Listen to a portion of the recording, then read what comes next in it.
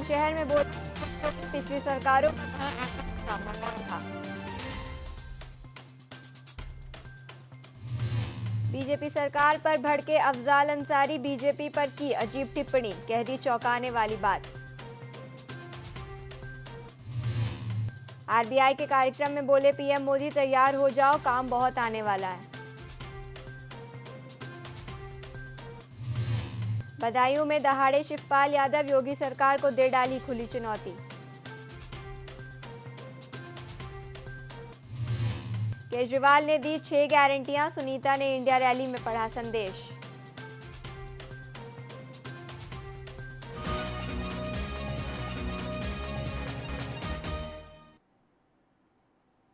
नमस्कार, आप देख रहे हैं इंडिया वॉच। मैं हूं आपके साथ अनुष्ठा। वक्त है 5 बजे की 5 बड़ी खबरों का।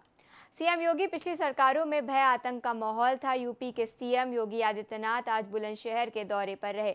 यहां उन्होंने एक सार्वजनिक रैली को भी संबोधित करते हुए विपक्षी दलों पर जमकर निशाना साधा।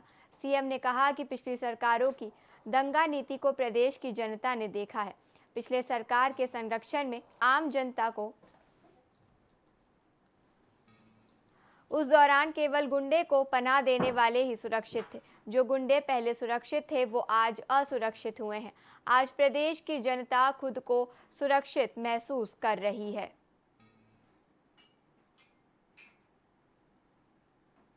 से पहले जब कभी चुनाव प्रचार के लिए हमें आना होता था तो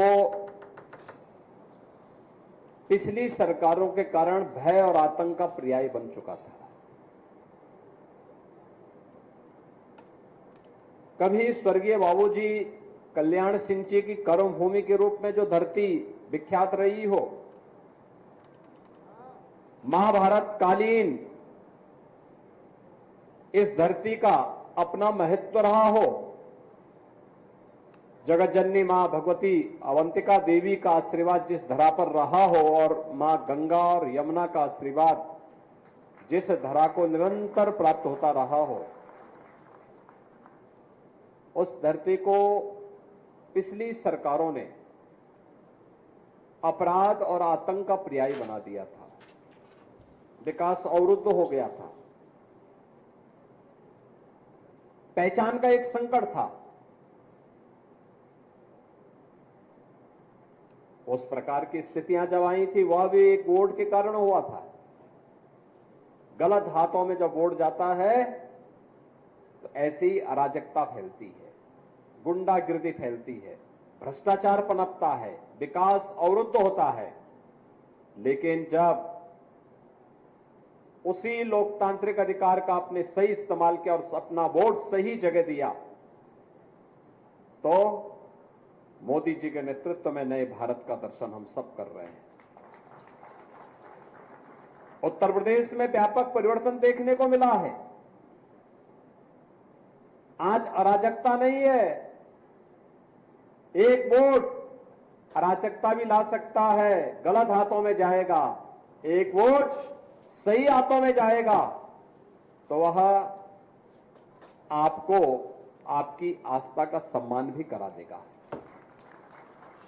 बहनों और भाइयों, मैं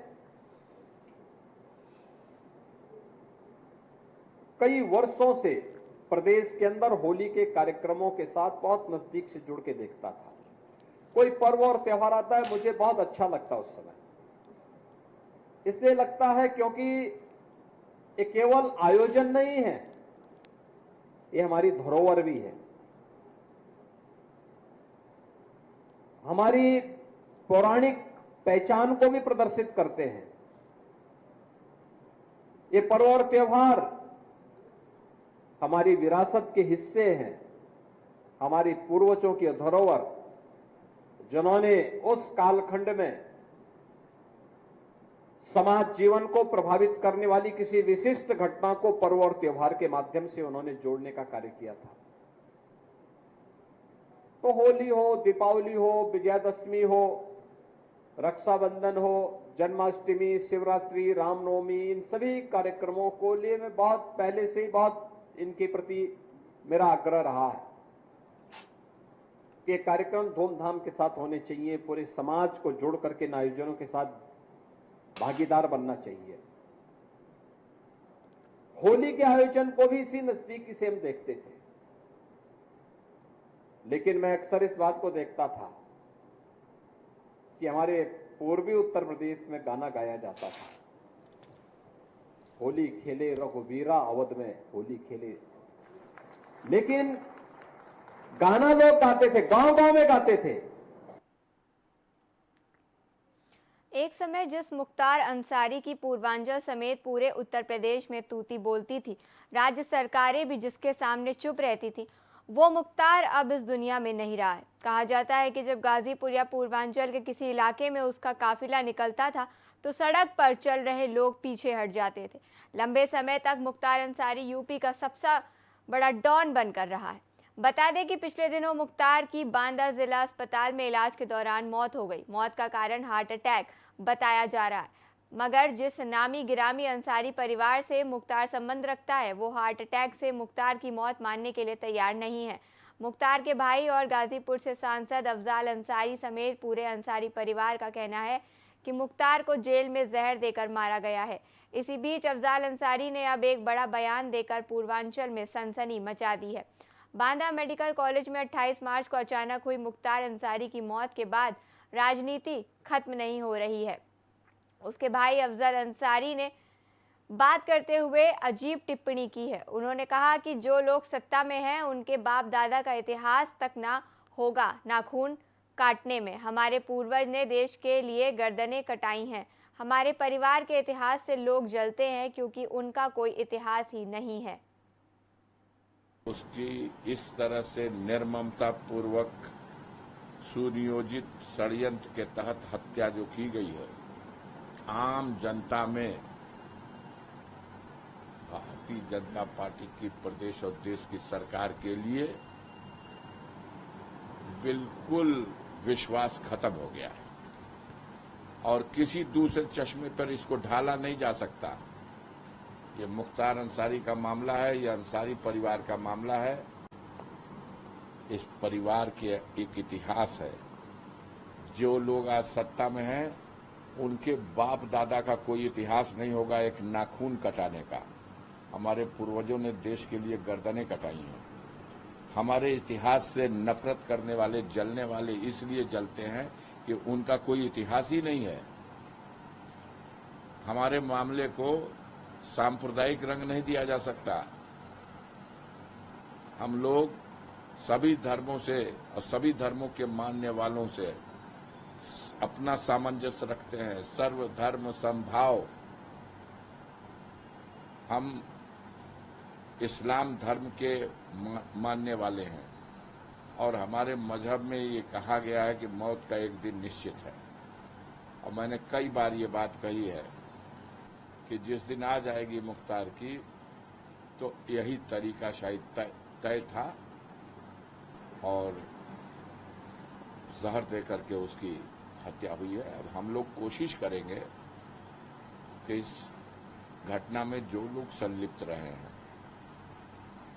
इसमें शासन में, सरकार में, पुलिस विभाग में, मुख्तार ने खुद अपने पत्र में लिखा है, एसटीएफ के सुप्रीमो जो है अमिताभ यश साहब उसमें संलिप्त हैं, डीजी उत्तर प्रदेश के इसमें संलिप्त हैं,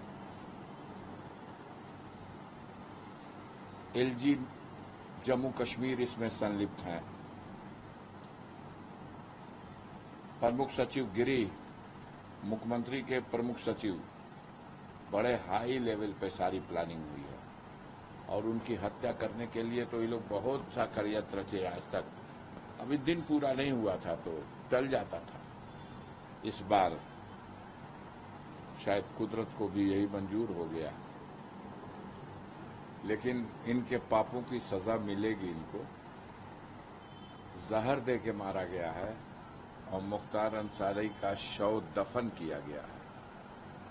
तो जो शव दफन होता है, अगर उसको ठीक ठाक से दफन किया जाए तो 1, 2 साल, 5 साल, 10 साल के 20 साल के बाद भी जब चाहेंगे उसमें से एक बाल और एक नाखून भी सलामत मिल गया तो उससे भी सिद्ध हो जाएगा कि ये आदमी मारा गया था तो जहर से मरा था कि नहीं।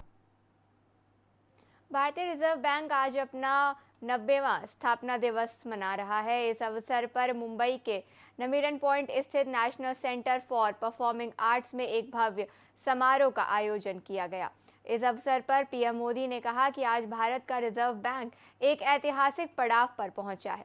आरबीआई ने अपने 90 साल पूरे कर लिए हैं। एक संस्थान के रूप में आरबीआई आज़ादी के पहले और आज़ादी के बाद गवाह है।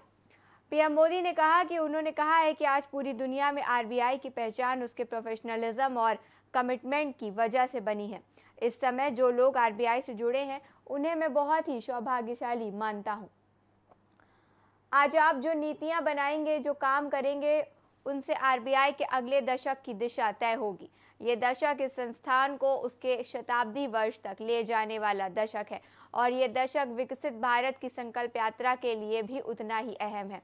आने वाले दशक इस संस्थान की इसके शताब्दी वर्ष तक ले जाएंगे। मैं आरबीआई को उसके लक्ष्यों और संकल्पों के लिए बधाई देता हूं। उन्होंने कहा कि जब 2014 में रिजर्व बैंक की 80 वर्ष के कार्यक्रम में आया था, हालत एकदम अलग थे। भारत का पूरा बैंकिंग सेक्टर समस्याओं और चुनौतियों से जूझ रहा था। एनपीए को लेकर भारत के बैंकिंग सिस्टम की स्टेबिलिटी और उसके भविष्य को लेकर हर कोई आशंका से भरा हुआ था। आज देखिए, आज भारत के बैंकिंग सिस्टम को दुनिया में एक स्ट्रॉन्ग और सस्टेनेबल सिस्टम माना जा रहा है। जो बैंकिंग सिस्टम कभी डूबने की कगार पर था, वो बैंकिंग सिस्टम अब प्रॉफिट में आ गया है और क्रेडिट में रिकॉर्ड वृद्धि दिखा रहा है। जब नीयत सही होती है तो नीति सही होती है, जब नीति सही होती है तो निर्णय सही होते हैं और जब निर्णय सही होते हैं तो नतीजे सही मिलते हैं। पीएम ने कहा कि सिर्फ 10 साल में इतना बड़ा बदलाव आना संभव नहीं था, लेकिन हमारी नीति, नियत और निर्णय स्पष्टता थे, इसीलिए बदलाव आया। हमारे प्रयासों में दृढ़ता और ईमानदारी थी। जब निर्णय सही होते हैं तो नतीजे भी सही मिलते हैं। आज भारत का रिजर्व बैंक एक ऐतिहासिक पड़ाव पर पहुंचा है। आरबीआई ने अपने 90 इयर्स पूरे किए हैं। एक संस्थान के रूप में आरबीआई आजादी के पहले और आजादी के बाद दोनों ही कालखंड का गवाह है। आज पूरी दुनिया में आरबीआई की पहचान उसके प्रोफेशनलिज्म और कमिटमेंट की वजह से बनी है। मैं आप सभी को रिजर्व बैंक ऑफ इंडिया के सभी कर्मचारियों और अधिकारियों को आरबीआई की स्थापना के 90 इयर्स की बधाई देता हूं।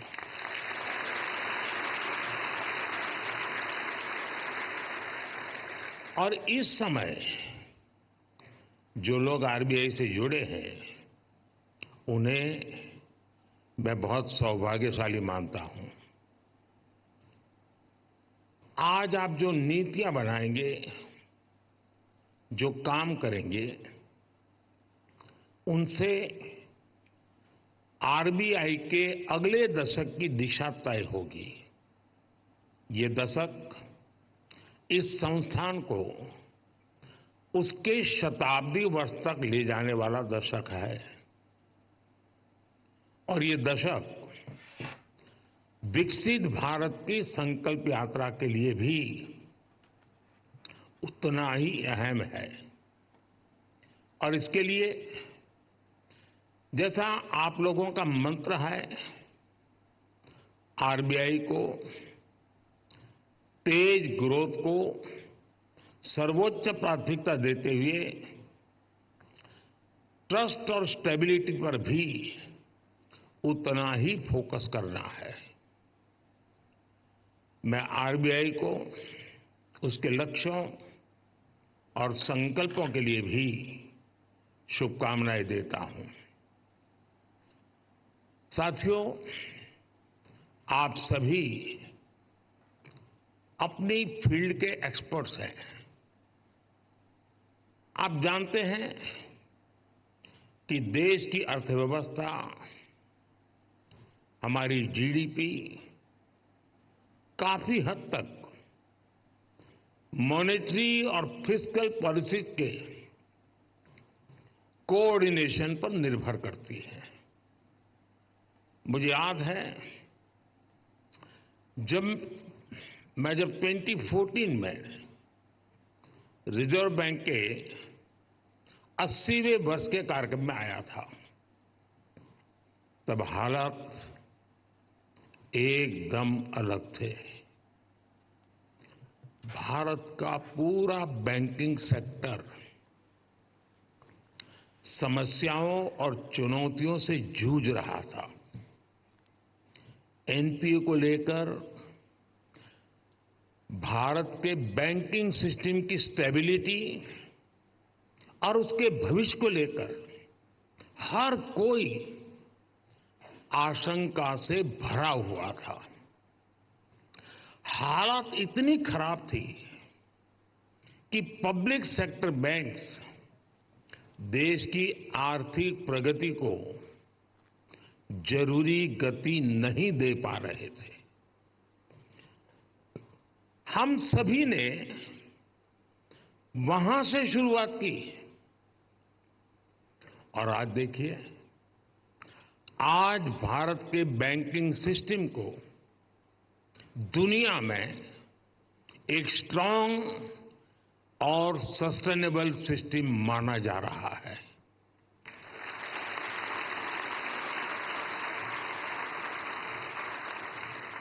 जो बैंकिंग सिस्टम कभी डूबने की कगार पर था, वो बैंकिंग सिस्टम अब प्रॉफिट में आ गया है और क्रेडिट में रिकॉर्ड वृद्धि दिखा रहा है। फ्रेंड्स, आप भी जानते हैं कि सिर्फ 10 साल में इतना बड़ा परिवर्तन आना आसान नहीं था। ये बदलाव इसलिए आया क्योंकि हमारी नीति, नियत और निर्णयों में स्पष्टता थी। ये बदलाव इसलिए आया क्योंकि हमारे प्रयासों में दृढ़ता थी, ईमानदारी थी। आज देश देख रहा है, जब नीयत सही होती है तो नीति सही होती है। जब नीति सही होती है तो निर्णय सही होते हैं और जब निर्णय सही होते हैं तो नतीजे सही मिलते हैं।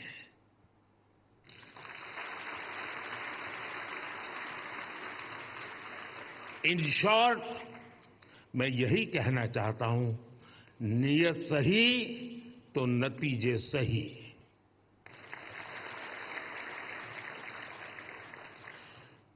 कैसे देश का बैंकिंग सिस्टम ट्रांसफॉर्म हुआ, ये अपने आप में एक स्टडी का विषय है। हमने कोई भी सिरा ऐसा नहीं था जिसे ऐसे ही छोड़ दिया हो।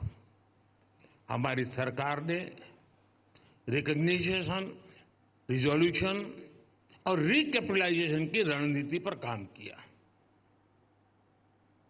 समाजवादी पार्टी के वरिष्ठ नेता और बदायूं लोकसभा से प्रत्याशी शिवपाल यादव ने भाजपा के प्रभुत्व सम्मेलन के तौर तरीकों पर सवाल उठाए हैं।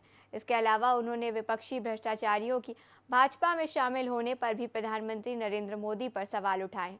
बदायूं से सपा प्रत्याशी शिवपाल सिंह यादव ने मीडिया से माध्यम से भारतीय जनता पार्टी के प्रभुत्व सम्मेलन पर सवाल खड़े कर दिए।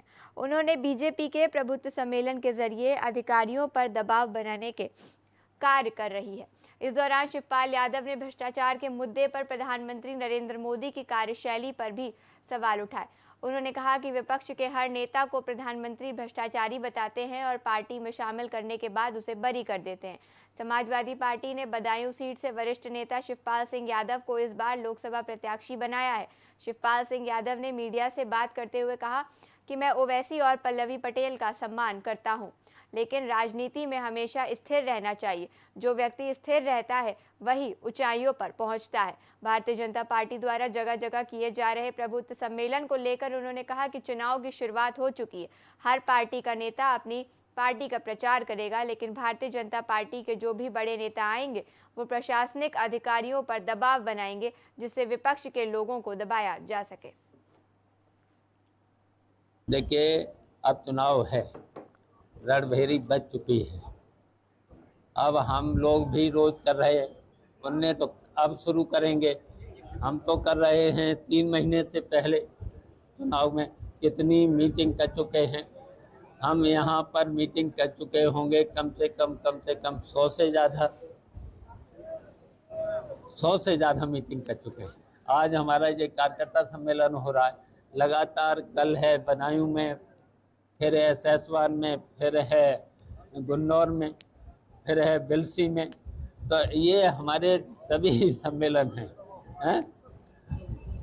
अब वो प्रधानमंत्री हैं तो आप लोग वही सवाल पूछने लगे। एक सवाल और था कि देश अध्यक्ष भूपेंद्र चौधरी का स्टेटमेंट आया है अभी। उन्होंने कहा है कि इंडिया गठबंधन अभी तक अपने प्रत्याशियों का ऐलान नहीं कर पाया है देश भर, और लड़ने की बात करती है भाजपा से। देखिए, अभी भारतीय जनता पार्टी भी नहीं कर पाई है, पूर्वांचल में कहीं भी नहीं कर पाई है। हमारा तो तब भी कर चुके हैं। ये रणनीति होती है, हम अपनी रणनीति के अनुसार प्रत्याशी भी देंगे और सभी सीटों पर प्रत्याशी देंगे इंडिया गठबंधन, और सभी सीटों पर भारतीय जनता पार्टी को हराएंगे। दादा जी, एक आप बड़े लीडर हैं। एक सवाल देश से संबंधित था, बिहार से संबंधित। बिहार में कांग्रेस का अलायंस हुआ अन्य पार्टियों के साथ। पूर्णिया सीट से जो दावेदारी कर रहे थे पप्पू यादव जी, तेजस्वी यादव ने साफ कह दिया कि पूर्णिया से उनके परिवार का सदस्य रहेगा। जो विलय कर चुके हैं पप्पू यादव जी, क्या कहेंगे आप इसको लेकर? आप देखिए, वो तो वहाँ की स्थिति मुझे क्या पता। आप बड़े लीडर हैं इसलिए मेरा सवाल। मुझे वहाँ की स्थिति पता नहीं, जानकारी नहीं। को लेकर जो चर्चाएं चल रही है कि जो है नामांकन आप करेंगे या जो है आदित्य जी करेंगे, इसको लेकर क्या कहेंगे? क्योंकि अलग अलग तरह की चर्चाएं चल रही है। अब देखिए, इस पे तो हम आपसे यही कहेंगे, आप बहुत घूमते फिरते हो, जो आप सुझाव दे देंगे घूम फिर के वही हम करेंगे। अरविंद केजरीवाल की दिल्ली की कथित शराब घोटाला मामले में गिरफ्तारी के बाद आज रामलीला मैदान में इंडिया गठबंधन के दिग्गज नेता एक साथ महारैली करने में जुटे। इस अवसर पर सीएम केजरीवाल की पत्नी सुनीता केजरीवाल ने सीएम का जेल से भेजा हुआ संदेश पढ़ा। सुनीता के जरिए अरविंद केजरीवाल ने जेल में 6 चुनावी गारंटियां भिजवाई। सुनीता ने कहा है कि आज आपके अपने केजरीवाल ने जेल से संदेश भेजा है। सुनीता ने सीएम का संदेश पढ़ने से पहले जनता से सवाल पूछते हुए कहा कि मैं संदेश पढ़ने से पहले कुछ पूछना चाहती हूं। क्या प्रधानमंत्री ने मेरे पति को जेल में डालकर सही किया? क्या आप मानते हैं कि केजरीवाल जी एक सच्चे और ईमानदार आदमी हैं? उन्होंने कहा कि बीजेपी रहे हैं, केजरीवाल जी जेल में हैं, उन्होंने इस्तीफा दे देना चाहिए। तो क्या कल अरविंद केजरीवाल जी को इस्तीफा दे देना चाहिए? सीएम ने जेल से भेजे हुए संदेश में लिखा कि मेरे प्यारे देशवासियों, मैं आपसे वोट नहीं मांग रहा हूं और ना ही किसी को हराने या जिताने के लिए कह रहा हूं। 140 करोड़ देशवासियों से देश को महान बनाने की बात कर रहा हूं। आज भी हमारा देश गरीब क्यों है, इसकी बात बता रहा हूं। आज भारत माता दुखी है, करा रही हैं, और आज जब लोग बिना इलाज के महंगाई से मर जाते हैं तो बिजली काटने लगते हैं। मैं इंडिया गठबंधन की ओर से आज 140 करोड़ लोगों भारतवासियों को 6 गारंटी देता हूं। पहली, पूरे देश में 24 घंटे बिजली का इंतजाम करेंगे, कहीं कोई पावर कट नहीं होगा। मंजूर है? दूसरा, पूरे देश के गरीबों की बिजली फ्री करेंगे, मंजूर है? तीसरी, हर गांव और हर मोहल्ले में शानदार सरकारी स्कूल बनाएंगे। अब गरीबों और अमीरों के बच्चों को अच्छी और एक समान शिक्षा मिलेगी, होना चाहिए। चौथा, हर गांव और मोहल्ले में मोहल्ला क्लिनिक बनाएंगे, हर जिले में शानदार मल्टी स्पेशलिटी सरकारी अस्पताल बनाएंगे। देश के हर व्यक्ति के लिए शानदार और फ्री इलाज की व्यवस्था करेंगे। मंजूर है? 5वीं, किसानों को स्वामीनाथन आयोग के मुताबिक सही फसलों पर एमएसपी निर्धारित करके उनको फसलों के पूरे दाम दिलवाएंगे। मंजूर है? 6ठी, दिल्ली के लोगों ने 75 साल से अन्याय सहा है। देश के अन्य राज्यों की तरह अपेक्षा उनके अधिकार बहुत कम है। उनकी चुनी हुई सरकार पंगु है। ये अन्याय हम समाप्त करेंगे। दिल्ली वासियों को उनका हक दिलाएंगे। दिल्ली को पूर्ण राज्य का दर्जा दिलवाएंगे। मंजूर है? मैं आज ये ऐलान करने के लिए अपने सभी इंडिया गठबंधन के साथियों से माफी मांगता हूं, क्योंकि ये ऐलान करने के पहले मैंने उनसे उनकी अनुमति या सहमति नहीं ली। जेल में हूं, इसलिए सहमति लेना संभव नहीं था। उम्मीद करता हूं कि किसी को इस पर आपत्ति नहीं होगी। ये सभी 6 गारंटी हम 5 साल में पूरी करेंगे। इसका पैसा कहां से आएगा, इसकी पूरी प्लानिंग कर ली है। मैं यहां जेल में स्वस्थ हूं, पूरी ऊर्जा से भरा हूं। इस गिरफ्तारी ने मेरे हौसलों को और मजबूत किया है। आपकी दुआएं और आशीर्वाद मुझे लगातार मिल रहे हैं। ऊपर वाला मेरे साथ है। जल्द बाहर आकर आपसे मिलता हूं। आपका अरविंद। 5 बजे की 5 बड़ी खबरों में फिलहाल इतना ही। देश और दुनिया की तमाम बड़ी खबरों के लिए देखते रहिए इंडिया वॉच।